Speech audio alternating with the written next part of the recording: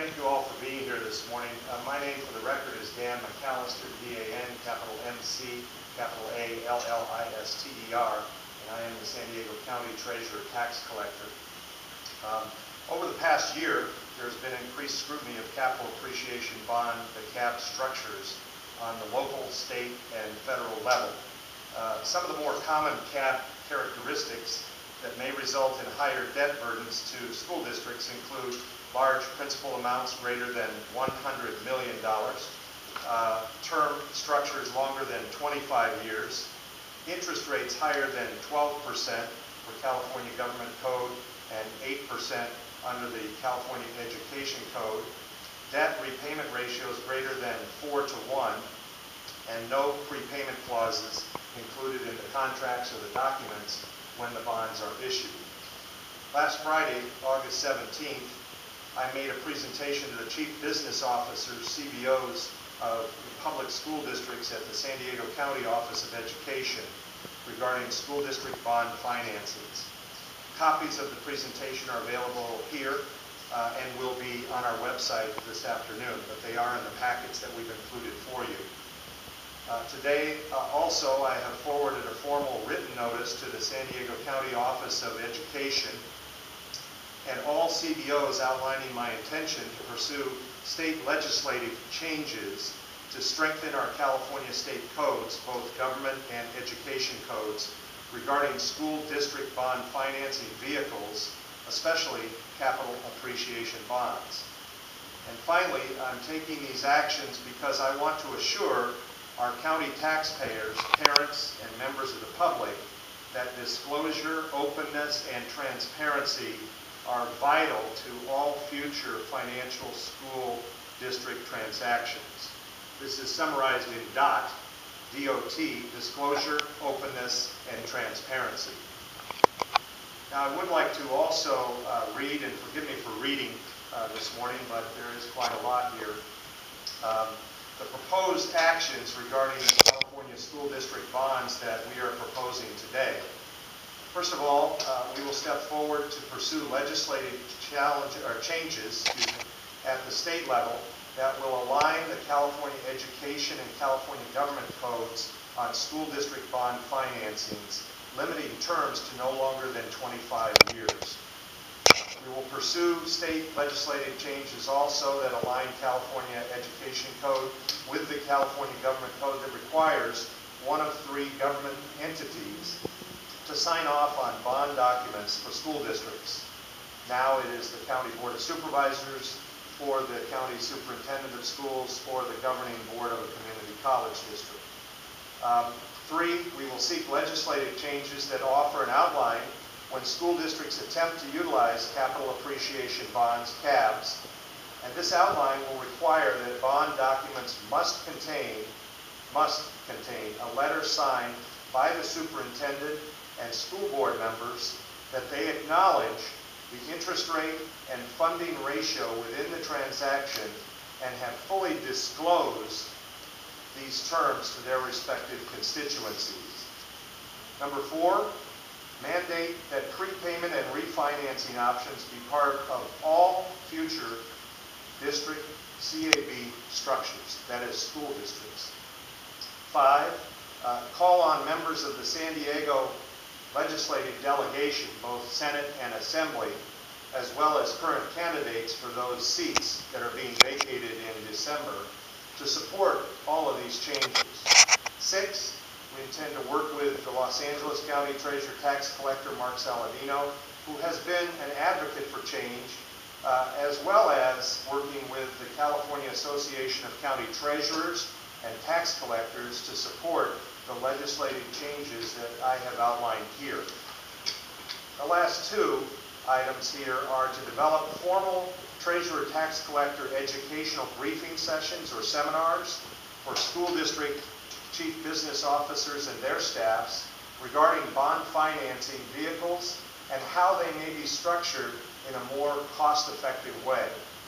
And last, but certainly not least, we intend to post a summary of all future school board or school district bond issuances on the San Diego County Treasurer Tax Collector website www.sdtragetax.com, including a breakdown of related financing details, interest rates, terms, conditions, you name it, it will be there. Because we think the public has a right to know and a need to know.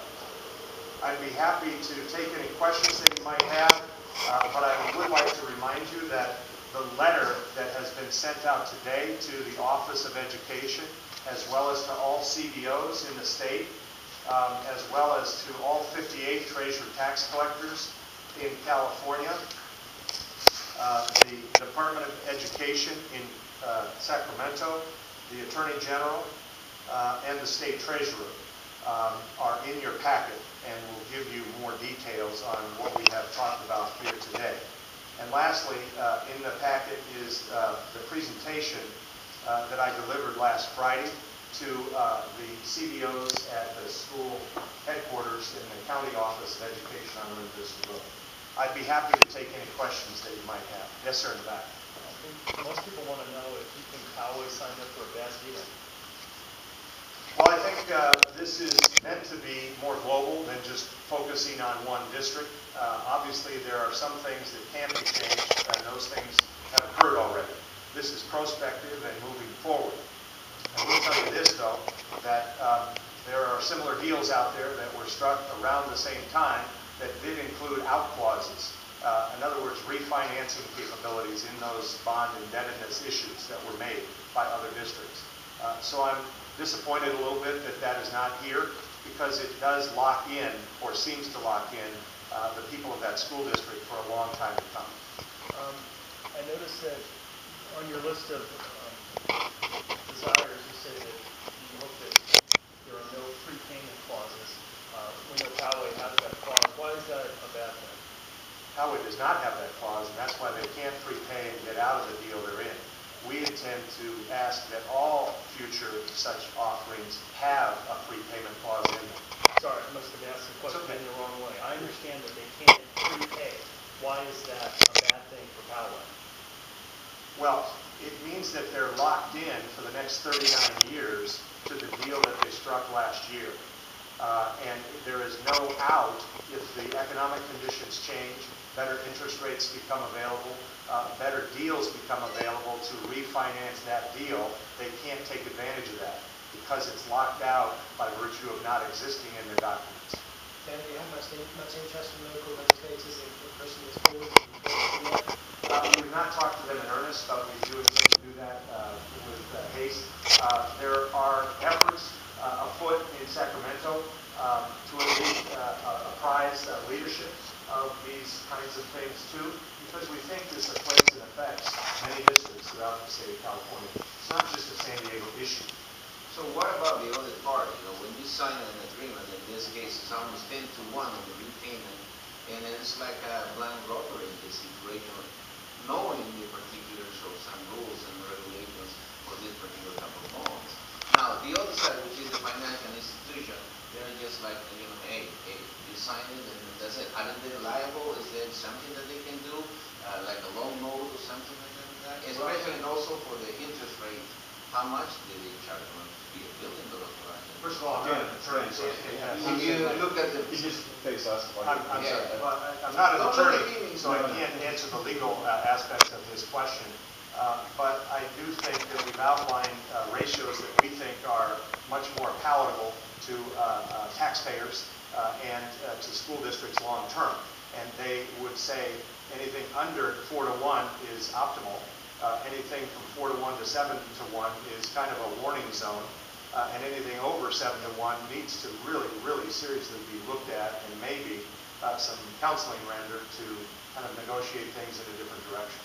At the school board meeting last night, the district, the superintendent, and the school board members basically said we had to do this. This is the only deal we could make at the time. We had to do it. We were in a crunch. You know, we wanted to make it happen. Do you think there's any concern going forwards with these sorts of rules and placing these sorts of constraints on school districts that might be able to hamper school districts that are looking to get out of tight spots in the way that Poway says that they had to do last year? Well, all we're asking for really is a truing up of the two codes. and it seems as though districts are able to kind of work and wiggle depending on what the day is or the weather is like in the economic climate to kind of manufacture something that isn't always necessarily in the best interest of the constituencies.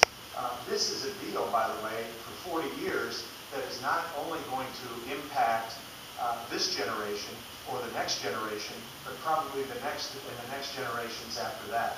So I think, given that we have a fairly strong evidentiary base to say that it's pretty hard to predict real estate values longer out than a year or two now in San Diego, to say that our predictions are accurate for 20, 30, 40 years, I think almost defies logic. Yes, ma'am. Why didn't Pele, if other school districts have an out process, why didn't Pele have an out process? Hard to answer that question. I can't answer for them. Yes? Is that a question? Looking at your graph here, Yes. recent CABs, San Marcos is on here twice. Is that a school district that people should be looking at, reading into the CABs? Well, let's be clear. CABs are legal documents and legal ways to issue bonds. There's nothing illegal about them. CABs do have a place in a monitored, managed bond portfolio for local entities, whether they are school districts or local governments. And it isn't to say they're all bad. It's just really the terms that are crafted for those paybacks. Without looking at that, I can't tell you how long. I don't think it's a 40-year deal in those instances. I know of deals that are locally done that are 11 years or 10 years and have a payback ratio of 1.5 to 1. So I think that those deals are out there if people search for them and look for them. And if they can't find them, maybe that also says something about the economic climate. Then you're talking about changing the legal structure in which these bonds work, but Howie, for example, was warned by the Attorney General not to do the deal he did. Went ahead, did it, and quite possibly in violation of the laws that you're talking about. What's the point of changing the laws if school districts can just go ahead and do things anyway and won't get into trouble? Well, it's a good question. First of all, I'm not here to answer for the actions of others. We're here to help the process along and bring a little bit of sense and sanity to this issue. It seems as though there are a lot of situations now that have gone riding afar from the original intent of what was provided as a vehicle to do financing. Our mission is really to try to bring things back into a center area that's a little more thoughtful and a little more beneficial to the taxpayers long term. Would your office be recommending a full investigation, because this is very similar to what happened on the economic situation 5 years ago on the foreclosure from the real estate industry. This is going to be probably another districts also are doing the same thing. So financial institutions, they may going to be selling those caps and then creating a balloon that is going to explode any time. Would your office recommend a full investigation to try to stop from now on and also prosecute if there is criminal intention on economic fraud? Well, I think if there's criminal intent or there's criminal actions, people ought to be prosecuted. There's no question about that. It's not for us to necessarily say those things about an investigation at this point. Our mission really is to be constructive and to try to offer up suggestions that will help us move forward and help school districts, which we are in business to help. So I'm happy to answer that way. Yes, you had another question? Do you think that homeowners in the future should be asking expert questions about what areas they're buying in, knowing that these new facts are coming out? Well, I think homeowners ought to always be aware of things around them when they're buying properties. They ought to check out school districts, they ought to check out services, they ought to check out the cities in which they're located. There are 18 cities in the county of San Diego. There are 42 different public school districts in the county of San Diego. And so I think it's incumbent upon all parents to do those kinds of checks before they move into an area. Historically, Poway has been a fine area to live in. And the school district scores, the school districts themselves there in Poway have done a great job. The teachers are good. The administrators seem to have been doing good things in the past. It's hard to say that that's anything other than a good district. So I'm not here to pass judgment on that. But I do think buyer beware. So everybody should look at these kinds of things. Long-term debt is an issue. There's no question about that. You had a question, ma'am? Do you know when you guys will be able to get those documents up on your site, and do you know how much it's going to cost your office to help both advocate for and institute these reforms? I don't anticipate much added, if any, added cost for lobbying for these kinds of things, because that's why we have a state treasurers association. We have a full-time lobbyist in Sacramento, and we will be moving with haste to try to get this on the agenda of the new legislature in January, because we understand they have 3,000 backlog bills now that they're trying to get through before the end of this session. So I think in answer to your question, we will move with haste to try to get as many interested bodies on board as we can, and we'll do whatever is necessary to make this happen. As far as internal documents go, we possess the documents now for all of the bond issues that we are involved in. So if we serve as a paying agent, we are in fact in possession of the right documents to post data from. Are you planning to use internal staff then and regular staff hours to put this in place? Yes. Okay. We have a full team in Treasury, and they do just an incredible job for the people of San Diego. So I'm very proud of that, and I know that they're going to work hard to help us achieve what we've set out to do. Last night, the board said that taxpayers had just as much information as the board did, so they should have been able to see this coming. Do you agree with that assessment, that taxpayers have just as much information as officials and can foresee what kind of circumstances may come up? Well, the average taxpayer doesn't have a legal counsel at their side trying to explain every nuance. The average taxpayer doesn't have an FA, a financial advisor, sitting at their side trying to explain every nuance of every issue that comes out. I would call upon all districts to be frank, straightforward, and really concise in the language that they place on ballots in the future, because people have a right to know, a need to know, and they depend on that information when they cast their votes. As a facilitator, Yeah, one last question. as a facilitator, would you recommend or suggest that the robo signing, the same deal as with the houses, will be avoided in this type of situations on these particular phones or cars? Well, I'm not sure I understand the The robo robo signing. signing, which means, they give you 10,000 of the zero papers for you to sign, and then it's almost impossible to find or not to see one loophole in the Well, system. we would ask, I think to alleviate that, we would ask to get involved in the process earlier. And instead of waiting till the very end, when the voters have said what they're going to say, until the courts have said what they're going to say, and the deal is pretty much structured. If we can get involved early on and work with all the districts in a positive, proactive way, I think it will enable us to head off some of these other kinds of outcomes that we've seen that aren't so tasteful. You said it looks like there's nothing Tyler can do to get out of it. On the surface, and what we've read, it seems that that's the case. However, never underestimate the power of the legislature to make changes potentially that might give people an out. I don't know. That would only be speculative.